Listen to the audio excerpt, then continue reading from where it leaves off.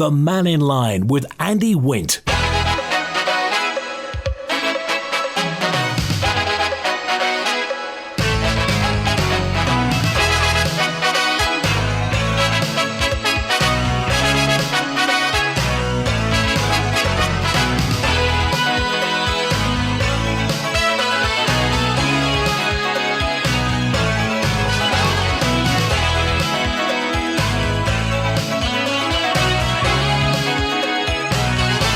We're on the open line, Mannin Line, today through till 1 o'clock. By all means, do get in touch.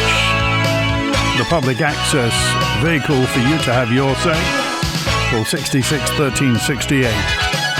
Text or WhatsApp on 166 177. Email studio@manxradio.com. David's first with us today. Hi, David.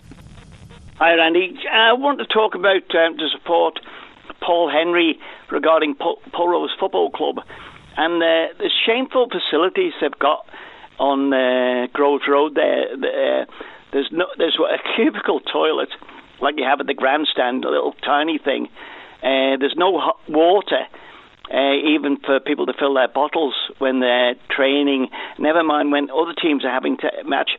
When we played them a couple of years ago now, this is the truth now. I wandered across the road and spoke to a lady in a house opposite and said, could I fill the water bottles from your tap, please? And it's still the same now. And I just wondered what the council are actually doing to support that club. It's a community facility. And all those people in Annika, Pulrose, down in town, so forth, never mind the number of clubs that play on those fields, need some support. And before anybody says, well, they can do this, that or the other, the Lottery Trust were great. Well, we were grateful for Onken. The Lottery Trust, we inquired and got 50 grand out of them. And I'll have nothing said about the Lottery Trust or gambling in the future because I buy a lottery ticket, but it's never my turn to say you've won.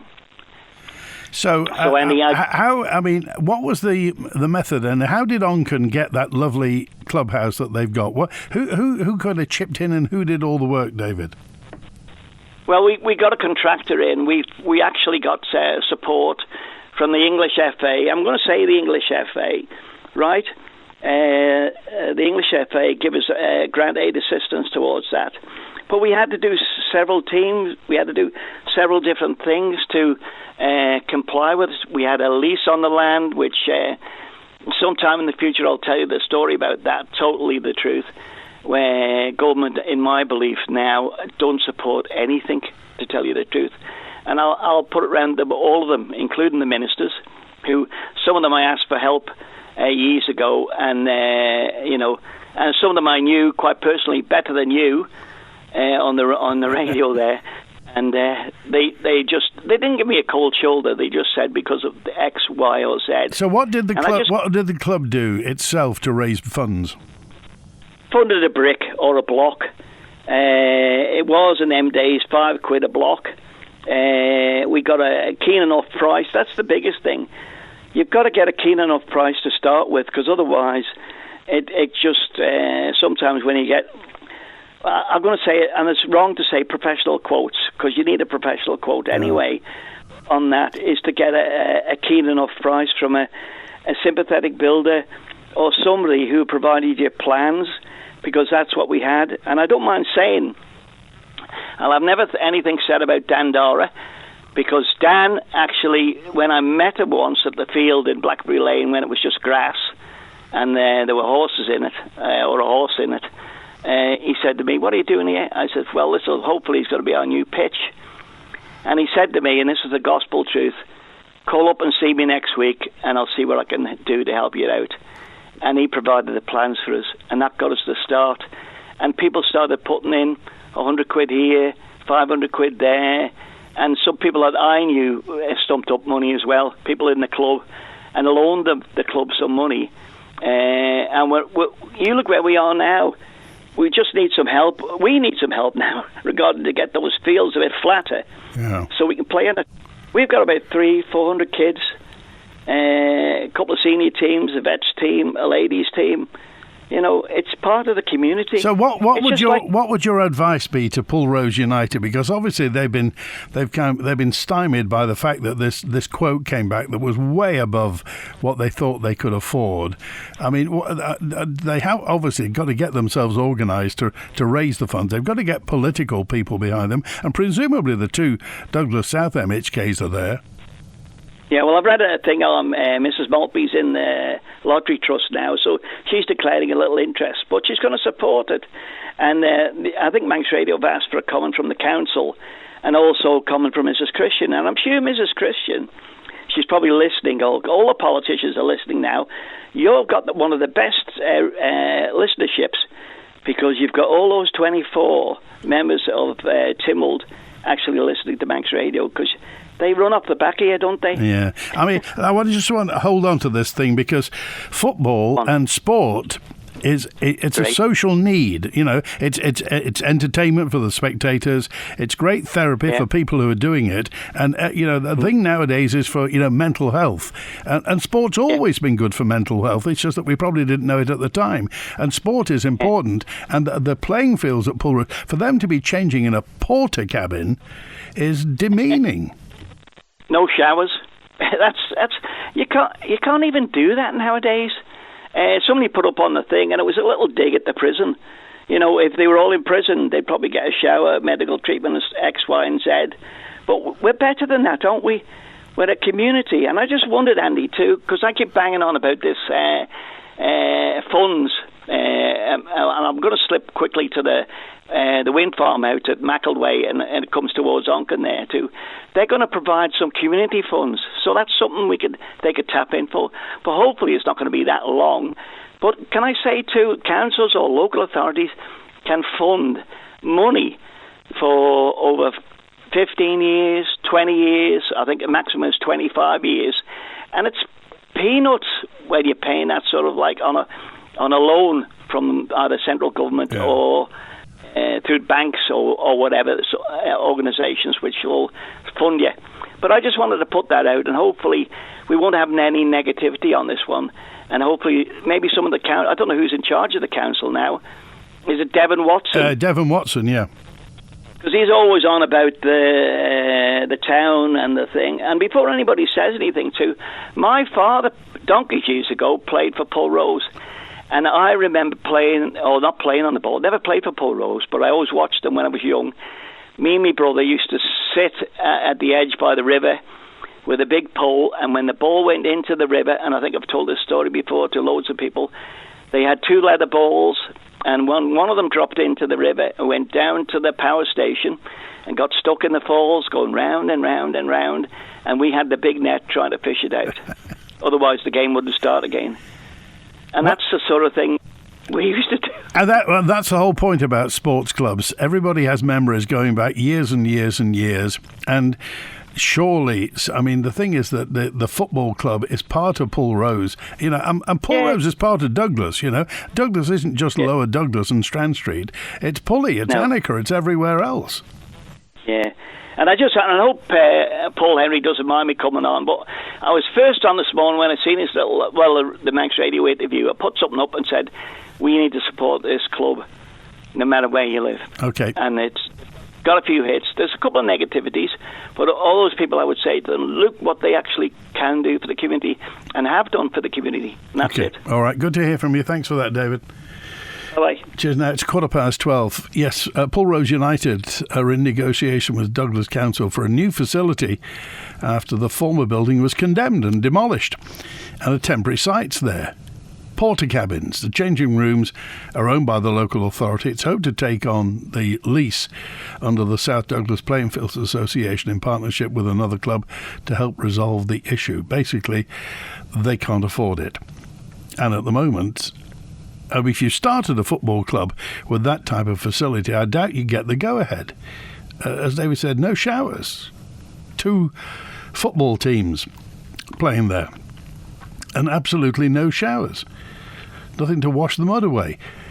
Sarah Maltby, as you heard David said, one of the Douglas South MHKs, says Claire Christian and she were approached by Paul Henry and the representatives of Pulrose FC. I think we might have talked about this on Mannin Line with Claire Christian and Sarah Maltby about this. But it's going nowhere. It depends, I suppose, at the bottom line is, do you believe a football club is worth having? And if a football club is worth having, then surely you have to have the proper facilities for a football club. And a prerequisite, you would hope, would be changing rooms, proper changing rooms, not a portakabin. And as you heard David say, that Oncom did all sorts of organisations selling bricks and this, that and the other, getting professional contractors involved.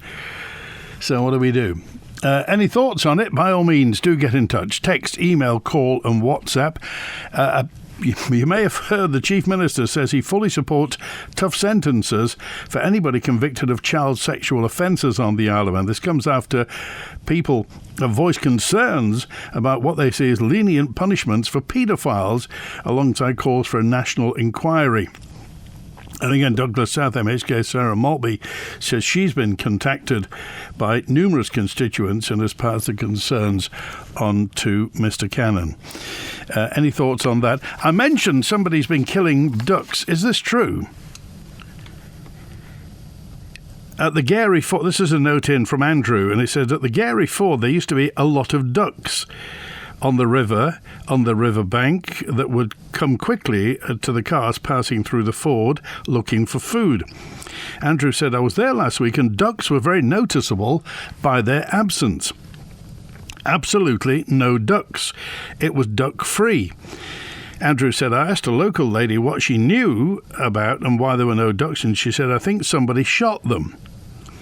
I don't know whether she was serious or not. Where are the ducks around Garey Ford? And by the way, as an aside, how many other wild duck populations are there in other locations? If you have any information on this, the Garey Ford ducks, what's happened to them? Can you get in touch? Text, email, call and WhatsApp.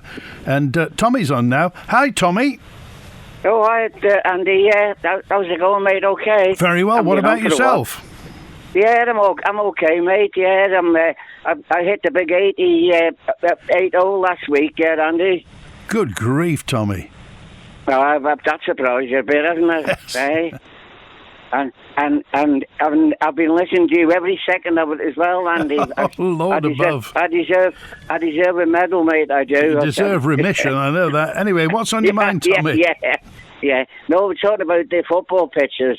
Well, up at Nobles Park, there's a pitch down the bottom at the back of the church, the St. Indian's Church. Yeah. But they're laying a fresh one, a new one, a proper level one, Andy, at the moment. So I don't know who that's going to go to, where the Pulrose are going to take that. I don't know. And how long have they been doing that, Tommy? Oh, not long. It's only about the last week, and they've been literally dropping lorry loads and lorry loads of soil up there, Andy. So I said to me, mate, well, that's something serious. That's going to be one of the clubs that's going to take that over. Yeah. Interesting. Did you ever play football, Tommy? Oh, I did. Yeah. Who did you play for? I played for James to start with. And then I went up to St George's. That was my beloved club. And then when things were bad, I went down to Braddon and played for Braddon for a while. And what position did you play, Tommy? That's very interesting, Andy, because I must be one of the rare ones, because I think I played all 11 positions. That's including the goalkeeper, Andy. Why, Tommy? Why did you play all 11 positions? Well, I had to. Nobody else would, And when I played in goals, I played rather well. So for Braddon, so I was selected next week because the goalkeeper was still injured. So I was a multi-talented Andy, I think you'd call it. And when did you last play football, Tommy? Oh God, it's balmy. I was 80 last week, Andy. Anyway. So what? Only a couple of years ago, you finished playing, did you? Oh, no, longer than that, Andy. Bloody hell, wouldn't have lasted, mate. God and Bernard. I would have seen the ambulance going up down Crutchley Road. Double quick, Andy, if they're thinking at me, honestly, God and Bernard. I think I was about in my late 30s, I think, and that. But I was devastated when I had to stop playing. It was horrible, Andy, Well, that's the point, Tommy. The thing is, when you played football, you probably played for, 20-odd years and more at a decent level. It's quite dispiriting. It's quite disappointing when you finally have to hang the boots up and realise you can't make it down that left wing anymore. Oh, you're correct in every aspect, and he hits you like a hammer, mate, when you suddenly realise, well, I can't, there's young ones wanting the game of football here, and you can't carry on playing forever, and that. So you've got to do the right thing, Andy. Okay. I've played cricket. I've played tennis in the Manx Championships with David Sale. I've played table tennis. I've played badminton. I've played all the sports you can mention, Andy. All right. Okay, Tommy. Right. Good to hear from you, Tommy. Thanks for getting in touch. Yeah, and you, Andy. Thanks, mate. Thanks, right. 22 minutes past 12. If anybody knows more about this new football pitch in Nobles Park, it'd be great to hear. Tommy sums it up. And for many, and I'll be sexist here, for many men, suddenly when you realise that your chosen sport is not yours anymore, if you're normally used to legging it down the wing in rugby or football, and you suddenly realise those legs won't carry you anymore, that's the downside. That's the other bit of mental health, when you realise that sport of yours is now judging you in your capacity to play it. But I'm serious about the whole point with Pulrose United. It may, and again, to some people, this may seem facetious. The fact that Pully don't have proper changing rooms. Well, it was the council that condemned the other ones, that old facility. So somebody somewhere has decided that a portakabin is better than the other one. And the other one presumably did have some plumbing in it. Further to Mrs. Shimmins, this is Big John in Ramsey. Further to Mrs. Shimmins' remarks about Charlie Kirk's murder, I'm a Ramsey resident, and the commissioners should put forward a no confidence vote to have her removed from any decision on making, says infuriated, saddened Big John in Ramsey. We haven't heard, actually, what Ramsey commissioners are going to do at the moment. We have requested a chat with Lizzie Shimmin, but we haven't heard from yet. Tommy, good to hear from Tommy. I miss him from the NSC. I was worried that a great Manxman wasn't still around. He's 80 years of age. Happy birthday, fella. That's made my day. I'll tell my sister as well, says this correspondent. So text, email, call, WhatsApp. The Chief Minister fully supports tough sentences for anybody convicted of child sexual offences. Some people have been a little perturbed by what they see as lenient sentences. Have you got any thoughts? Lewis Foster's been looking at the story. In response, Alfred Cannon says he agrees that any sexual offences against children are appalling. He points to work being undertaken by the Department of Justice and Home Affairs, including a commitment to reviewing the impact of the new Sexual Offences and Obscene Publications Act 2021 after it had been in operation for 18 months. Well, that came into force in March 2024, so is due to be reviewed shortly. He adds that the Minister for Justice and Home Affairs assures her department is bringing forward legislation which will include the ability to convene a sentencing council. This body will be able to conduct reviews into sentencing and make recommendations to the Isle of Man government where it believes changes may need to be made. Any thoughts on this? Text, email, call, WhatsApp. Regarding the situation with Manx Telecom and the patchy nature of some of the services around the Isle of Man and the rollout of fibre, there's also an issue for the telecare device, emergency two-way speech devices in lifts and fire and burglar alarms when dialing out to alarm receiving centres, says 520. You have to have fail-safe services for telecare, emergency two-way speech devices in lifts, fire and burglar alarms when dialing out to alarm receiving centres. We can't have anything less than that. We beat your previous caller, said Pat in Laxey. There was, Howard, I think, called and said that he's been waiting for fibre for ages. We've been waiting since before TT for a trench for fibre. We were emailed. We were top priority, apparently, but at an open public session, Manx Telecom said their two contractors were very busy, so that could cause delay. We were hoping to get fibre easily via existing overhead pole and phone line, but we're told that the MUA banned Manx Telecom from using their line to insert fibre, said Pat in Laxey. And Mark says, Mark 520, fibre broadband is good in some areas, but not in others, dependent on how far you are from the exchange. 4G, on the other hand, is not good and nowhere near as good as in the UK or in Ireland. This could become a bigger issue as 3G and 2G are being phased out very soon.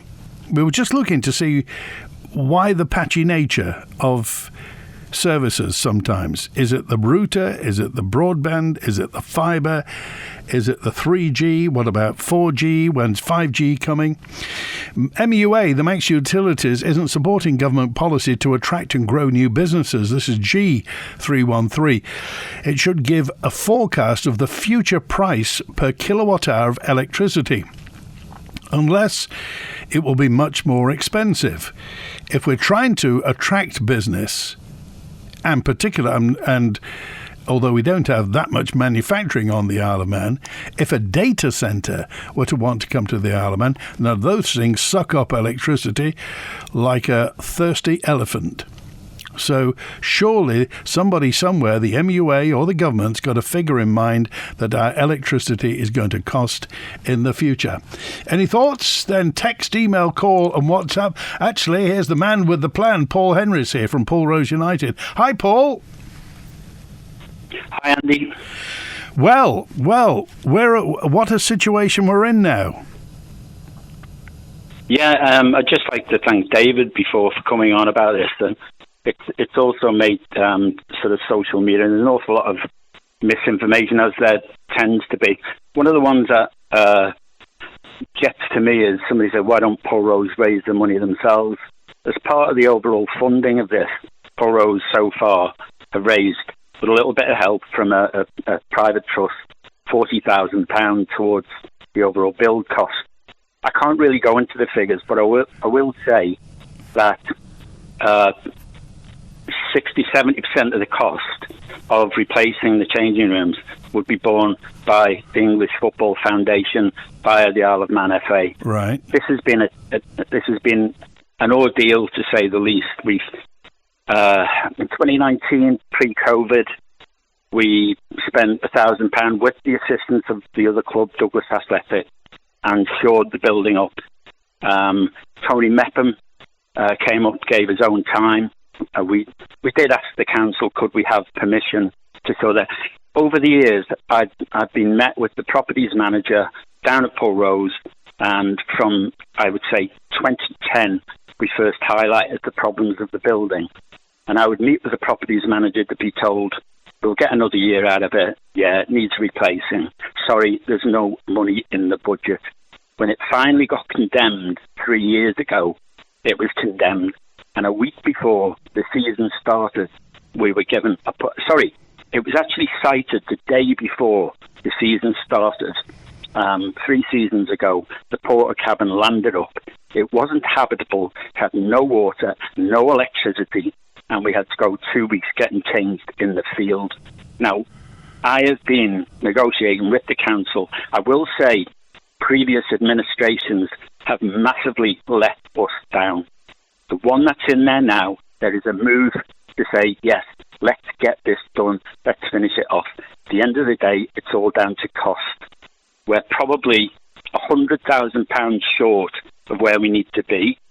If we sign a lease to take it on as the Douglas South Playing Fields Association, I have to sign that lease, or we have to sign that lease, where there's a condition that says if you don't complete the building, then you will be, and we need to find a guarantor basically for up to £250,000.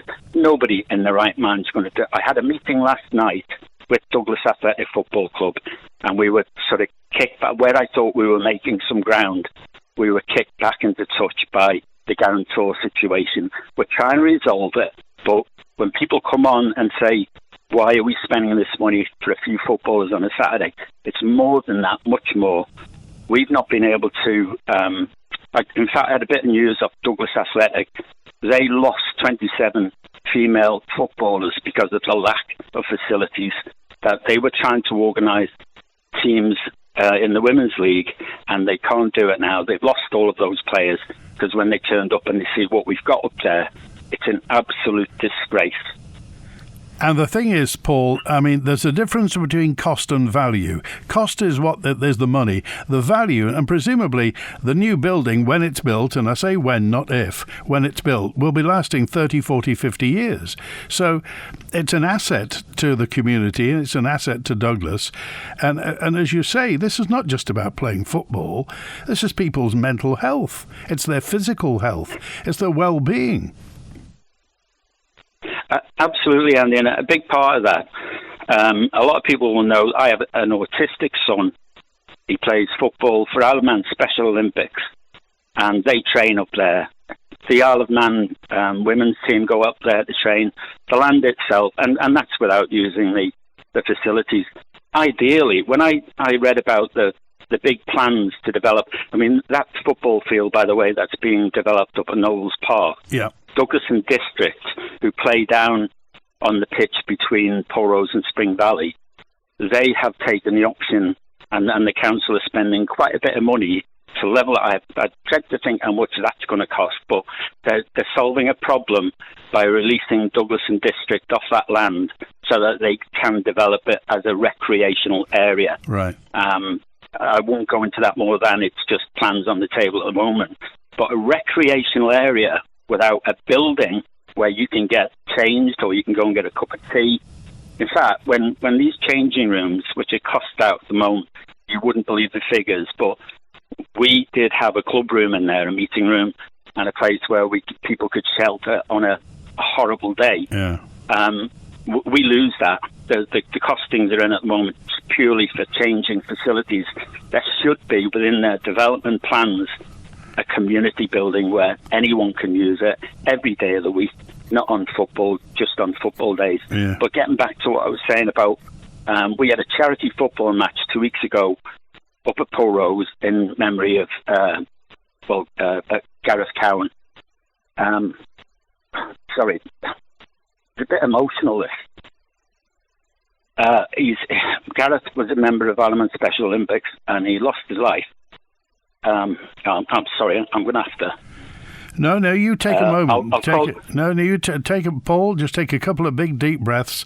You're absolutely fine. Everybody understands. And the fact is, this perfectly illustrates that this is not just a few people playing football. This is people's lives, and it's people's emotions. Paul, go ahead. Well, we had Gareth's family up there. Pulrose played against an Isle of Man Special Olympics 11. We've been doing it a couple of years. We're trying to raise a bit of money for charity. But we were standing out there in the pouring rain with basic facilities, obviously no proper toilets, and I felt as low as I could possibly feel, to be honest. Yeah. Okay. All right, Paul. Paul, tell me, how optimistic are you about this resolving itself? Because you're pouring your life into this. I would like. I do know we've got new support from the council. I think the people in there want it to happen, but something has got to give on this, especially the guarantor situation, where they want us to take the lease. They want us to control the build. They want us to put out the tender to builders. They want a lot, basically. Okay. And then they want a guarantor to say that if we don't complete it or if we don't have enough money in place, and we're almost there, but like I say, we're probably about £100,000 short. Okay. But this is us doing this. This is us working our backsides off.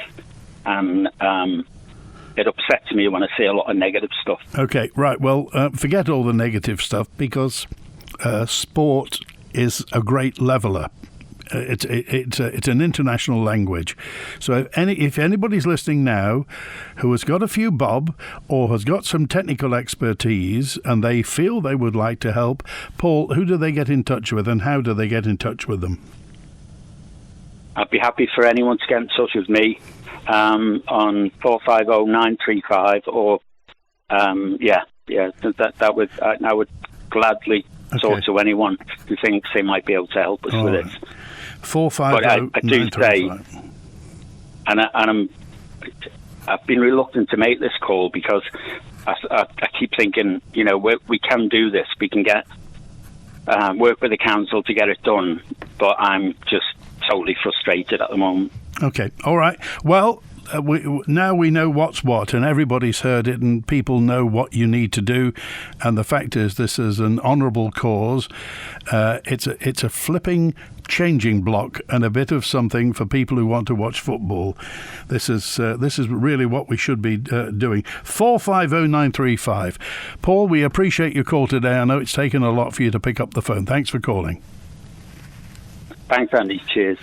23 minutes before 1. Hi, Liz. I see you've had your garage converted. We're desperate for more room. Yes, come through and have a look. John called Manx Property Conversions. We now have an extra bedroom, but it could be another reception room, kids' playroom or office. They also did our conservatory roof last year. We were so impressed, we got them back to convert the garage. Wow, I need that. What's their number again? Call MPC on 450-500. That's 450-500. Or find them on Facebook at Manx Property Conversions. All right, Paul.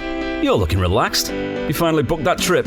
Yep, used some of the savings I locked in with Guernsey's Bank Skipton last year. Great interest rate, and they made it so easy. Oh, Skipton. I've been meaning to sort mine. Do it. You'll get proper customer service too. With market-leading savings rates and service that puts people first, Skipton International is here to help you feel secure, whatever you're saving for. For details on all of Skipton's savings products, call 01481 730 730 or visit skiptoninternational.com today. Skipton International is licensed to take deposits by the GFSC and is a participant in the Guernsey Banking Deposit Compensation Scheme. See dcs.gg. You've worked hard all morning in IT, doing computery things, or in retail, assisting ungrateful customers, or doing whatever it is you lovely people do. But now, it's lunchtime, and you, my friend, deserve something special. From Smash and Fry. Take your lunch to a new level with our delicious pizzas, fried chicken, smash burgers and milkshakes. Lunchtime is your time. Visit Smash and Fry, Duke Street, Douglas. You deserve it.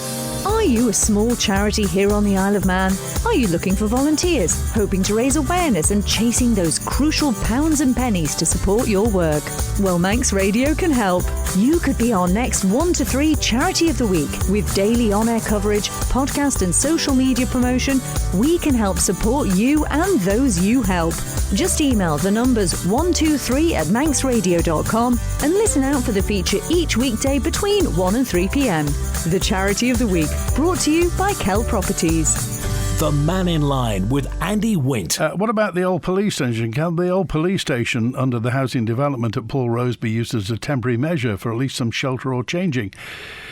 I'm sure plenty of the coal trades would help in the quest for the changing. Challenge Annika style, says 248. Well, we'll see. It'll be interesting to see what happens. But that is something that you can hear. You heard the problems, you heard the situation, and the fact is, it's a football club. It's 2 football clubs need somewhere to change in Pulrose. Bonzo's on now. Hello, Bonzo. Did you play football, Bonzo?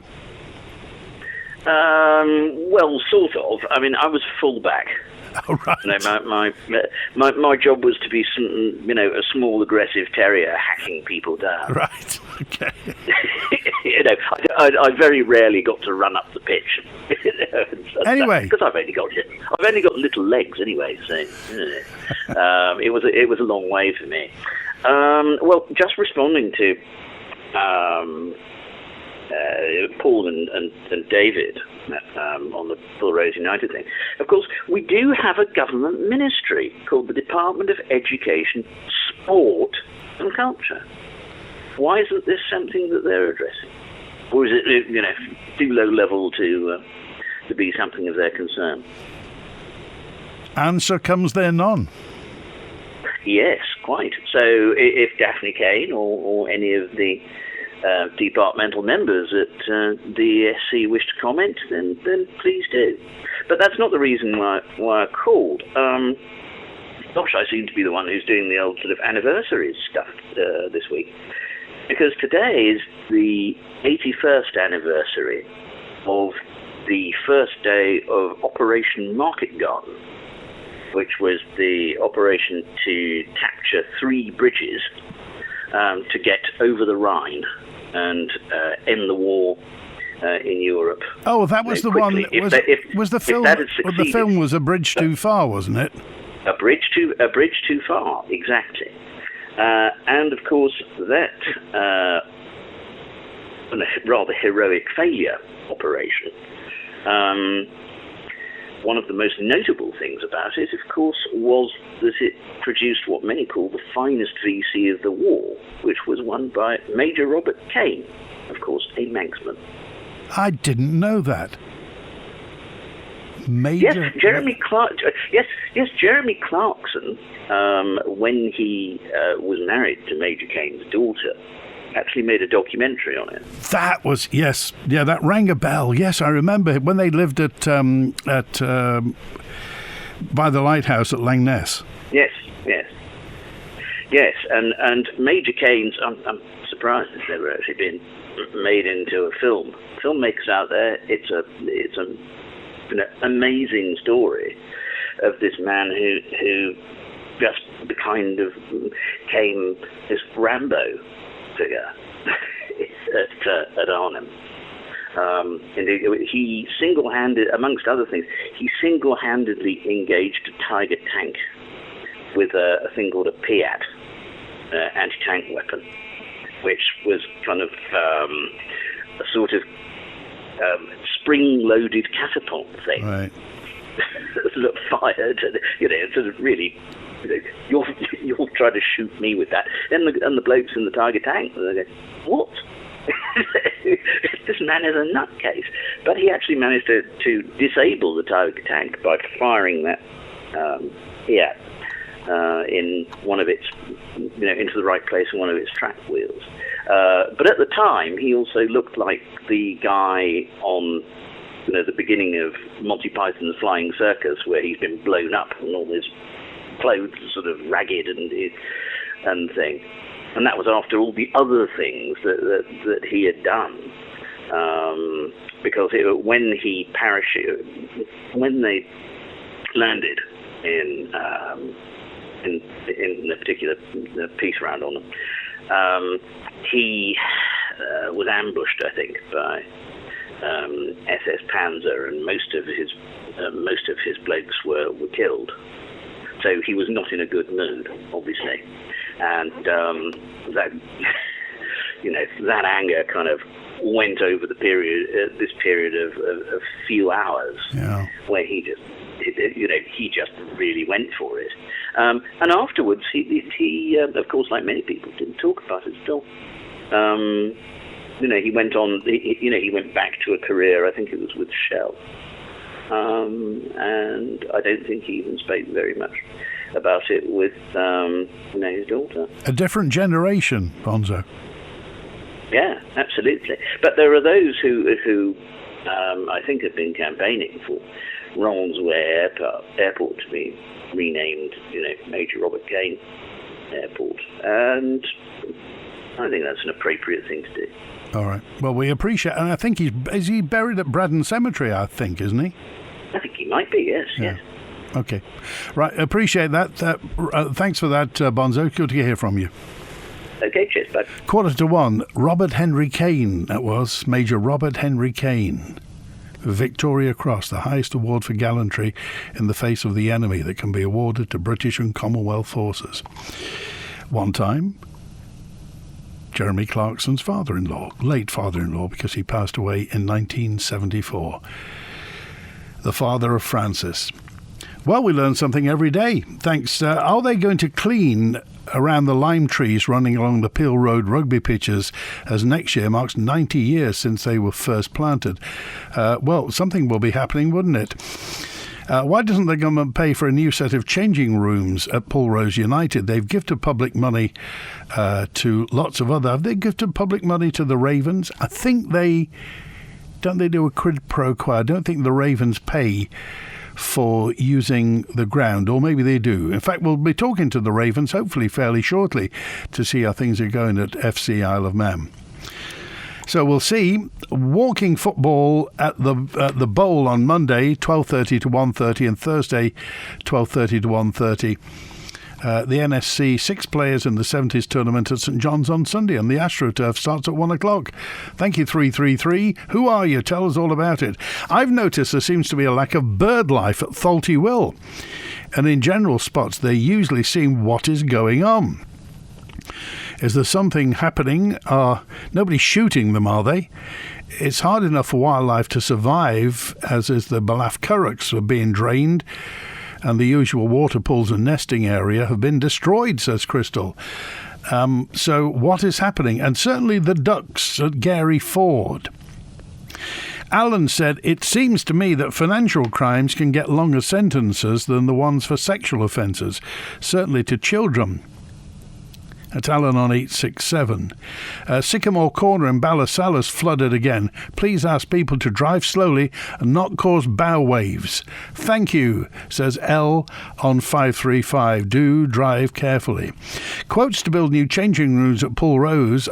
This is 139. This may be skeet, but anyway, quotes to build them came in around £600,000.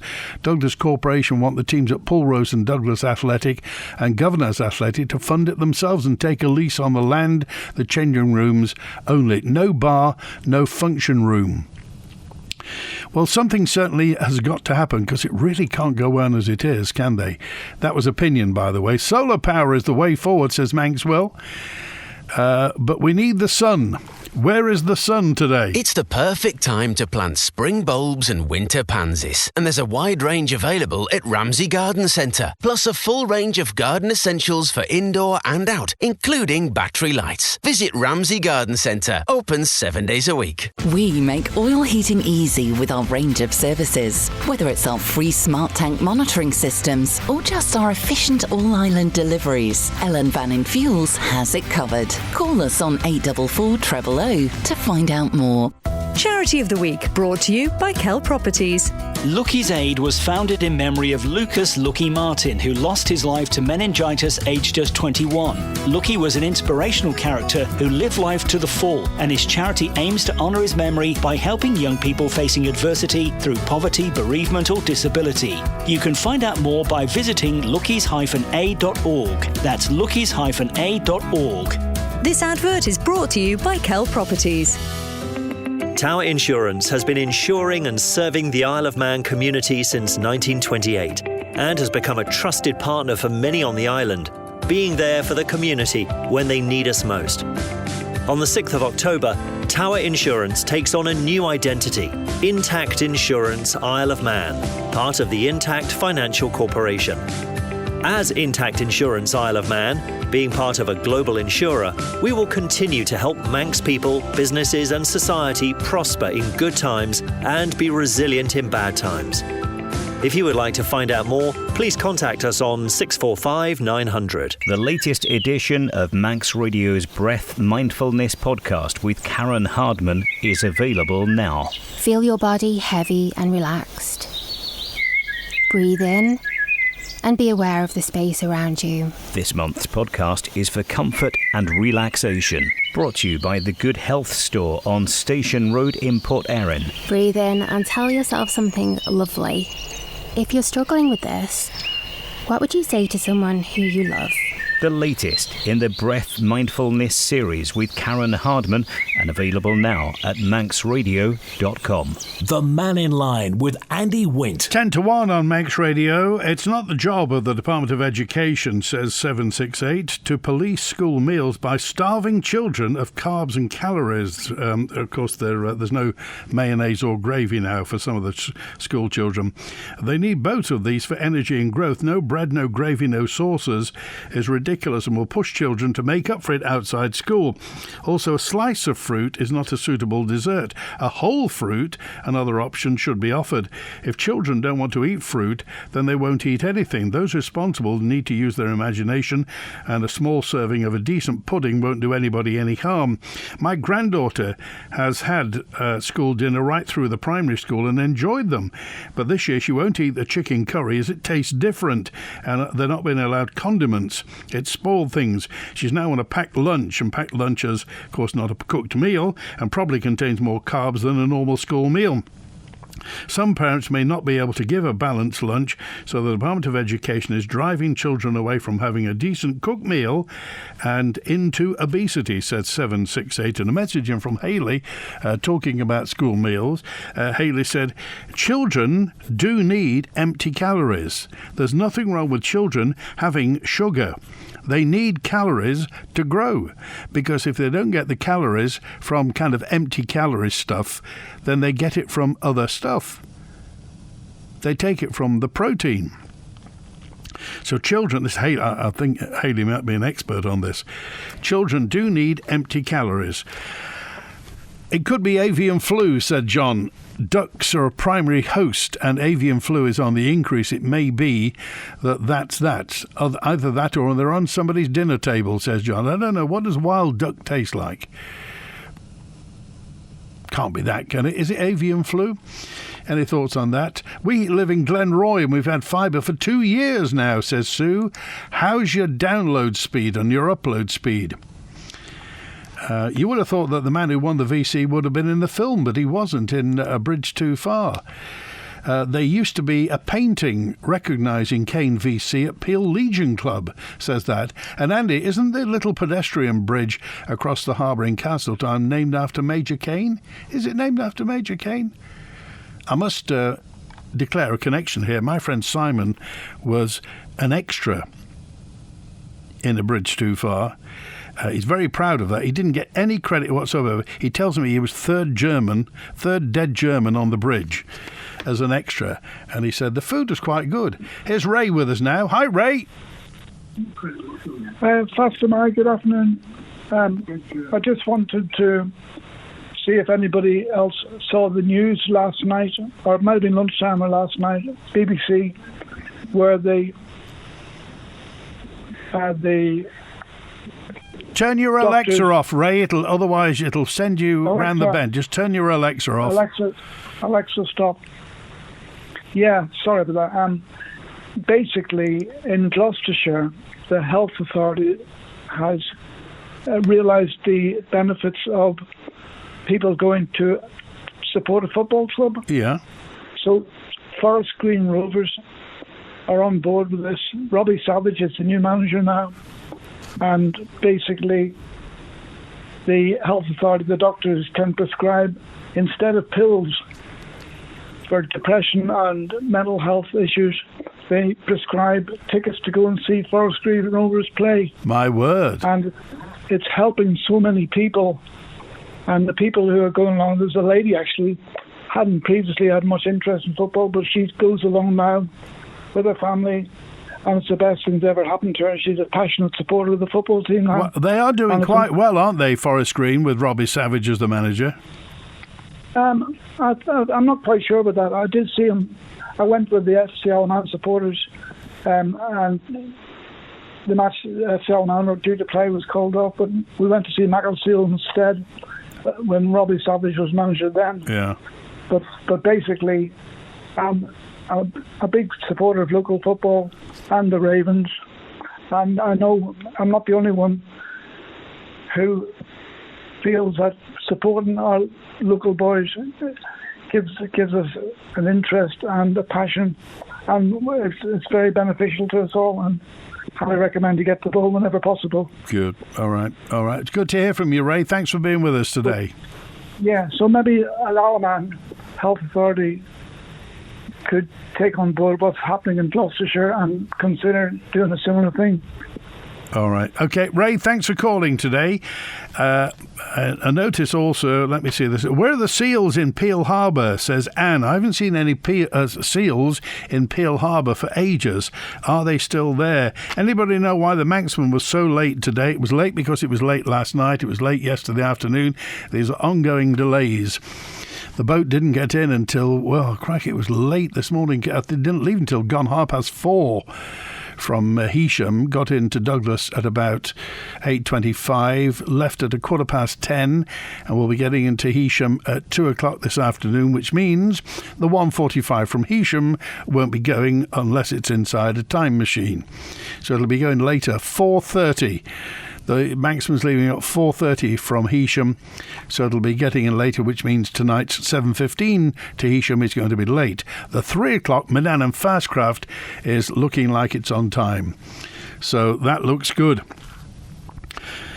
The pitch redevelopment at Nobles Park is for Douglas and District Football Club, says 079.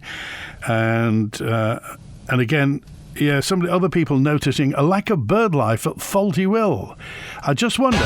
When the Mannin Line's not on air, call Manx Radio to leave your opinion for broadcast on 682 631. Well, you just wonder, don't you? Is it avian flu? What is it? What's causing this?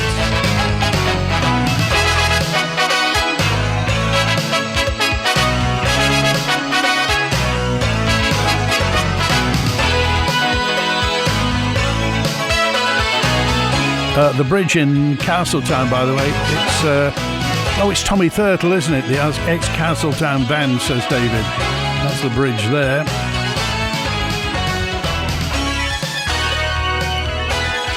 Thank you, Belly. I loved evaporated milk and orange slices when I was at school. That's what the kids need. And Isle toilet paper. We'll have less of that. My fibre speed is 190 download, 40 upload, said this correspondent. Right, that's it. Thanks to Howie on the phone. He's going to be back tomorrow with another open line. WINT.